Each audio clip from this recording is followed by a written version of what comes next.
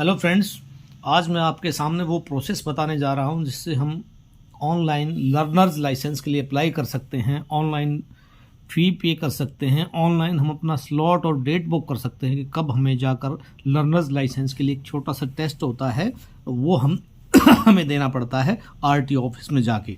तो ये मैं आपको अच्छे से क्यों बता सकता हूँ, क्योंकि अभी मैंने मेरी बिटिया का लर्नर लाइसेंस बनवाया जो 6 महीने तक के लिए वैलिड होता है और 28 दिन के बाद हम एक रेगुलर लाइसेंस के लिए अप्लाई कर सकते हैं।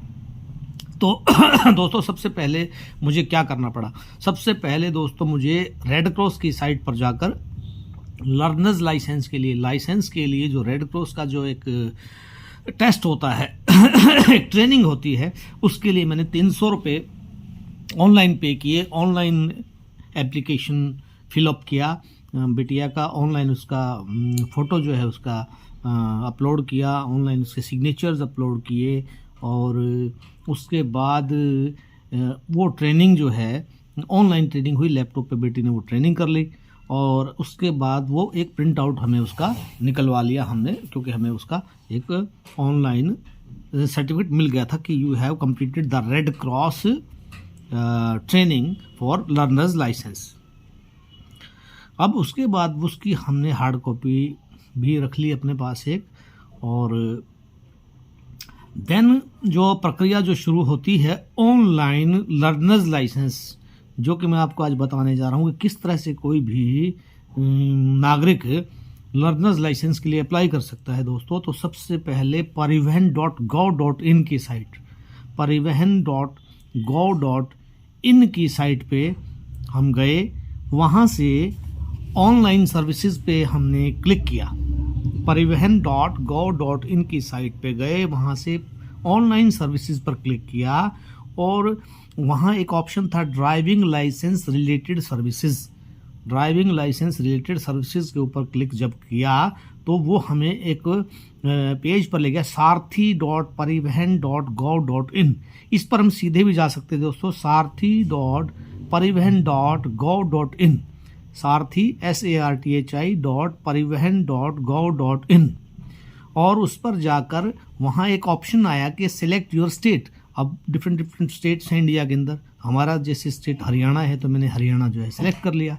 देन उसके बाद अप्लाई फॉर लर्नर्स लाइसेंस का ऑप्शन आ गया। अप्लाई फॉर ड्राइविंग लाइसेंस का ऑप्शन भी था, वो हम तब अप्लाई कर सकते हैं जब हमारे पास एक ऑथेंटिक लर्नर्स लाइसेंस हो। तो लर्नर्स लाइसेंस चाहिए था हमें सबसे पहले, तो उसके लिए हमने लर्नर्स लाइसेंस के लिए अप्लाई फॉर लर्नर्स लाइसेंस को जो है क्लिक किया।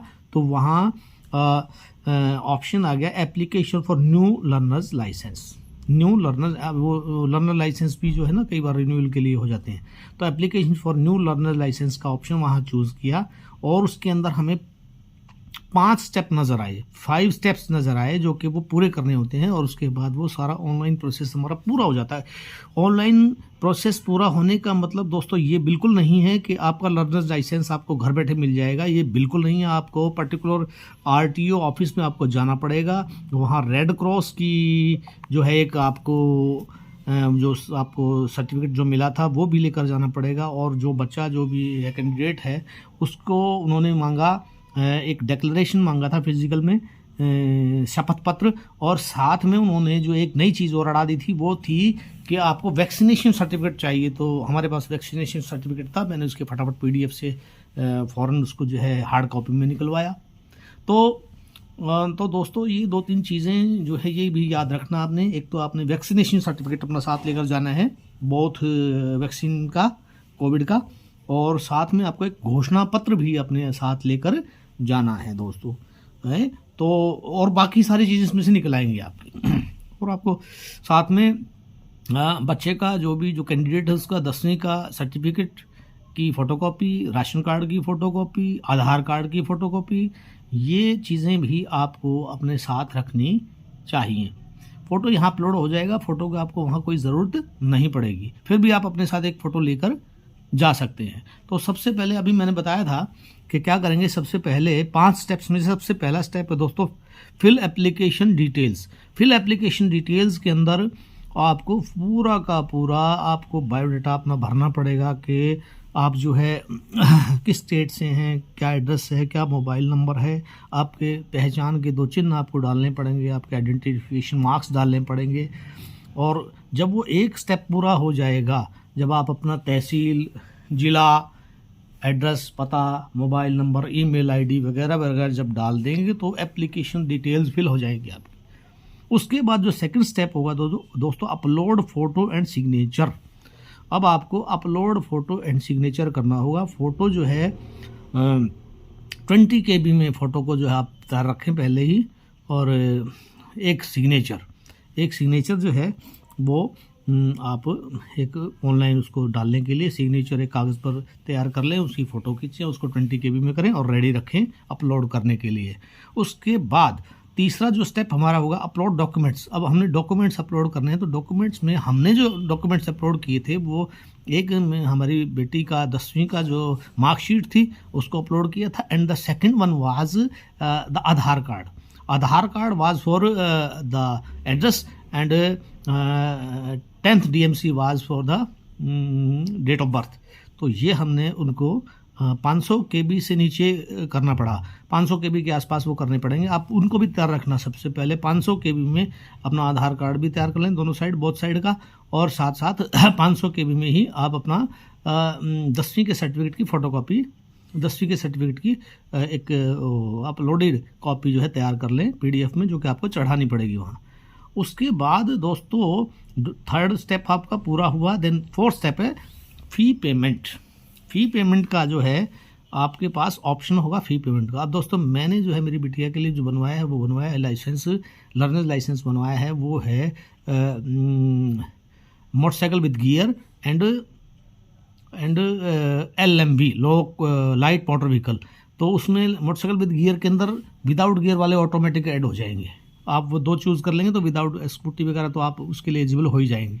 तो हमने 2 चूज़ किए तो स्कूटी वगैरह सब उसके अंदर ही आ गई बाइक के अंदर ही, बाइक विद गियर में। उसके बाद फ़ी पेमेंट जो थी वो थी 650 रुपये। 650 रुपये फ़ी पेमेंट हमने की, ऑनलाइन फ़ी पेमेंट की। उसमें बहुत सारे ऑप्शंस थे, तो वो हमने फ़ी पेमेंट कर दी, और ऑनलाइन पेटीएम के थ्रू, और साथ में उसके बाद वेरीफाई द पेमेंट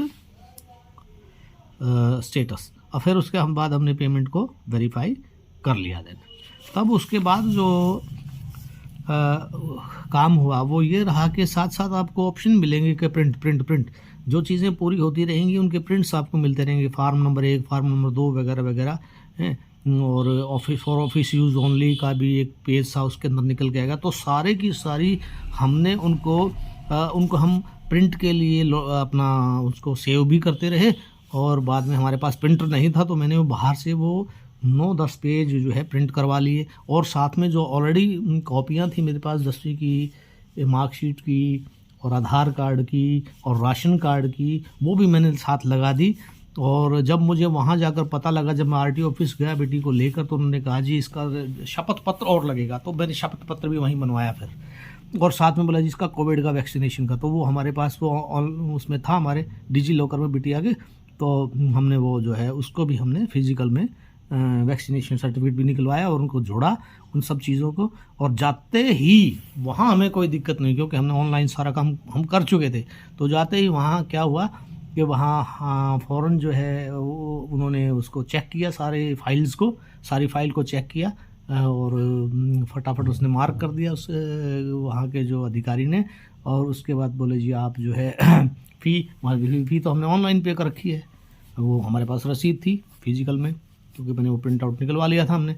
उसके बाद फ़ौरन उन्होंने कहा जी चलो जी इसका स्लॉट भी कमाल की बात है, स्लॉट भी हमने 17 तारीख का 2 से 3 बजे का स्लॉट बुक कर लिया था। तो उससे पहले हम चले गए। जब हम उससे पहले गए तो हम जब बैठने लगे, हमने कहा कि बेटी को जो है फ्री हो जाएगी, हमारी बिटिया को काम है, तो उसको बैठाया तो बोला जी 2 बजे आपने स्लॉट बुक कर रखा है, इससे पहले तो इसका हो ही नहीं सकता। उसके बाद हम 1 घंटे वहाँ बैठे रहे, और 2 बजे फिर उसका स्लॉट वाला टाइम जब हुआ तो विदिन 10 मिनट्स उसका वो जैसे ही उसका वो टेस्ट हुआ, टेस्ट में उसने पास किया, रेड क्रॉस का टेस्ट, और कुछ सिंबल्स वगैरह थे, ट्रैफिक सिंबल्स वगैरह थे ड्राइविंग लाइसेंस टेस्ट के, और वो करते ही और 1 मिनट के अंदर अंदर उन्होंने प्रिंट आउट करके हमारा लर्नर्स लाइसेंस दे दिया और हम खुशी खुशी घर लौट आए लर्नर्स लाइसेंस लेके। अब 28 दिन के बाद दोस्तों मैं अपनी बिटिया का रेगुलर जो है लाइसेंस के लिए अप्लाई करूँगा, और उससे पहले बेटी को अच्छे से मैं किसी ड्राइविंग स्कूल से ट्रेनिंग दिलाऊंगा गाड़ी की, ताकि वो एक अच्छा ड्राइवर बन के जो है रोड के ऊपर आए, किसी का नुकसान ना करे, ना अपना नुकसान करे, ना किसी और का करे।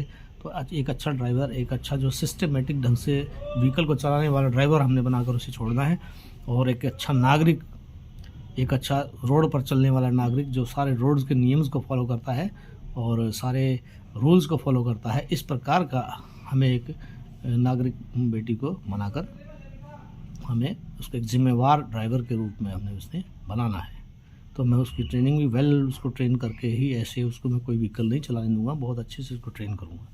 और आप भी, मैं आपसे यही रिक्वेस्ट करता हूँ कि आप भी अपने बच्चों को जो है व्हीकल दें तो उन बच्चों को अच्छे बुरे का और सारी चीज़ें बताकर भेजें कि कितनी बड़ी जिम्मेवारी के साथ एक व्हीकल जब लेके कोई चलता है तो कितनी बड़ी जिम्मेवारी होती है उसकी समाज के प्रति और दूसरे लोगों के प्रति रोड के ऊपर। तो ऐसा आप उनको समझा कर भेजें। आपका बहुत बहुत धन्यवाद, और मेरी वीडियो आपको अच्छी लगे तो दोस्तों लाइक कर देना। Thank you very much.